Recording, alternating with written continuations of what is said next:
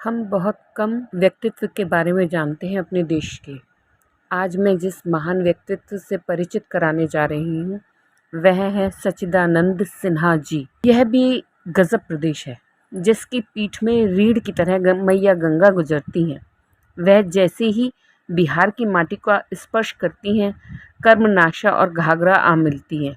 उत्तर में हिमालय की ओर से आ रही गंडक, उसके बाद बागमती, बूढ़ी गंडक, कमला, कोशी क्रमशः गंगामयी होती जाती हैं। और आगे देखें तो महानंदा भी गंगा से मिलने दौड़ी चली जाती हैं। गंगा उत्तर की ओर से आती नदियों से सौभाग्यशाली है, तो दक्षिण से आती नदियों ने भी उनके दरबार को खूब संवार रखा है। दक्षिण से सोन, फिर पुनपुन और फल्गु जोड़ी बनाकर गंगा से आ मिलती हैं। बिहार की भूमि पर नदियां मानो जेवर श्रृंगार की तरह हैं, लेकिन एक समय था जब बिहार को लगभग मिटा दिया गया था। उसी दौर में आरा बक्सर में जन्मे एक युवा विलायत से वकालत की पढ़ाई करके लौट रहे थे। उम्र 23 रही होगी। विलायत में गांधी जी उनकी कक्षा में थे। एक से बढ़कर एक विद्वान छात्रों के सानिध्य का विशेष गौरव साथ चल रहा था और बिहार के प्रति लगाव भी चरम पर था। विदेश गया आदमी वैसे भी अपनी माटी के दुलार में कुछ ज़्यादा ही भाव विभोर हो जाता है। वह भी अपनी माटी के स्पर्श के लिए हृदय से तरल हुए जा रहे थे। ऐसे में लौटते हुए जहाज में ही एक पंजाबी से मुलाकात हुई। पढ़ाई लिखाई की चर्चा हुई। देश एक ही था तो चर्चा बढ़ी। उस पंजाबी ने पूछ लिया, आप किस सूबे के रहने वाले हैं? पूरे गर्व से लैस जवाब मिला, मैं पावन धरती बिहार से हूँ। पंजाबी सहयात्री की आंखें फैल गई। यह कौन सा सूबा है? जहाँ तक मेरी सूचना है बिहार नाम का कोई सूबा नहीं है। बिहार के उस युवा को आघात सा लगा। अपना ही देशवासी यह नहीं जानता कि इस देश में एक बिहार भी रहता है। वही बिहार जहाँ दुनिया में पहली बार गणतांत्रिक शासन शुरू हुआ था। वही बिहार जहाँ कभी राष्ट्र की राजधानी थी, जहाँ चंद्रगुप्त मौर्य और अशोक महान हुए, जहाँ सनातन धर्म के अधिकतर शास्त्र रचे गए, जहाँ जैन और बौद्ध धर्म धारा अवतरित हुई। बिहार के उस युवा की सोच में यह दूर दूर तक न था। पर यह पंजाबी तो बिहार को जानता ही नहीं है। बिहार सामान्य ज्ञान के प्रश्नों से भी बाहर है। जाहिर है, जब अकबर के समय आधे बिहार को अवध के हिस्से में और आधे को बंगाल की झोली में डाल दिया गया था, तभी अन्याय हुआ था।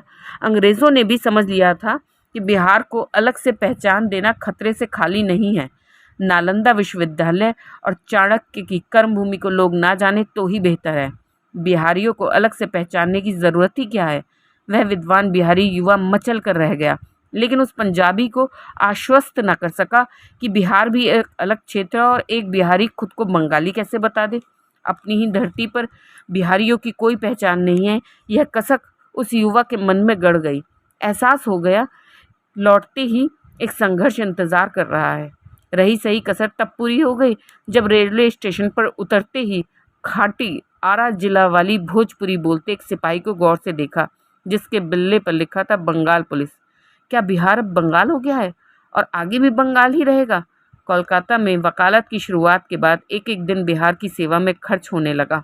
बंगालियों ने बिहार की अर्थव्यवस्था और राजनीति को कब्जा कर रखा था। बिहार के लोग शिक्षा से वंचित हो चले थे। सब कुछ कलकत्ता भरोसे था। बंगाली पत्रकार व बुद्धिजीवी भी बिहार की पीड़ा को जानते तो थे, पर वे अलग बिहार के हिमायती नहीं थे। बिहार के अलग सूबा होने से बंगाल का वर्चस्व कम हो जाना था। उस युवा बिहारी वकील ने वर्ष 1894 में बिहार को बंगाल सूबे से अलग करने के लिए डिप्टी गवर्नर सर चार्ल्स डालिमर को एक ज्ञापन सौंपकर संघर्ष की शुरुआत की। उन्होंने उसी साल कुछ साथियों के साथ मिलकर द बिहार टाइम्स नाम से एक अंग्रेजी पाक्षिक की शुरुआत की और बिहार के पक्ष में मजबूत माहौल बना दिया। ऐसे ऐसे अकाट्य तर्क दिए कि बिहार की मांग को टालना नामुमकिन हो गया। अंततः 19 जुलाई 1905 को बिहार को अलग सूबे का दर्जा हासिल हो गया। हालांकि बिहार के हिस्से जो सूबे अवध को मिल गए थे वे ना लौटे। फिर भी एक आधुनिक बिहार गढ़कर 10 नवंबर को जन्मे युवा वकील सच्चिदानंद सिन्हा ने इतिहास रच दिया। आधुनिक बिहार के निर्माता प्रकांड विद्वान सच्चिदानंद सिन्हा भारतीय संविधान सभा के पहले अध्यक्ष भी बनाए गए थे।